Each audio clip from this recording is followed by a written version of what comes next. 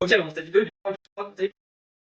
et il y a quelques points à dire, même si je suis plutôt d'accord sur certains aspects. La première chose par rapport à se peser le soir et le matin, eh bien oui, je conseille tout le temps de se peser le matin et comme ça on voit la tendance dans la semaine et voir si le poids diminue. Mais se peser le soir, eh bien ça dépend et c'est un peu à double tranchant. Puisque généralement le poids le soir il est plus élevé, puisque tu as mangé, tu as bu, tu t'es pas forcément entraîné, bref ça dépend de ta journée, mais en tout cas ton poids est souvent plus élevé, ça peut créer du stress chez le combattant et le stress justement a un effet de rétention d'eau. Donc je dirais que ça peut même aller à contre-courant si évidemment le combattant est assez sujet au stress. Le deuxième point par rapport à brûler plus de calories qu'on en consomme, je suis d'accord, mais là on parle plus de cutting, là on parle de perte de gras et c'est pas la même chose. La perte de gras elle doit se faire largement avant un cutting. Un cutting c'est la semaine de la pesée généralement, ou alors on peut même commencer un peu avant, mais par contre la perte de gras ça doit se faire largement avant. Donc ici, oui, je comprends que ça fasse partie de la stratégie et qu'il faut atteindre le poids si possible en perdant aussi un peu de gras, mais là on parle plus de cutting. Et le troisième point par rapport à avoir des aliments nutritifs après la pesée, eh bien manger des fruits après la pesée, j'ai envie de te dire c'est pas du tout plus efficace. Il faut plutôt avoir des aliments très riches en calories et surtout très riches en glucides qui se digèrent facilement. Et là ici les aliments nutritifs avec des fibres, etc. justement c'est plutôt ce qu'on ne cherche pas à avoir. Donc si tu te sens perdu pour ton prochain cutting et que tu veux de l'aide, eh bien n'hésite pas à commenter cutting et comme ça on peut en discuter ensemble et je vais t'aiguiller pour faire ça correctement.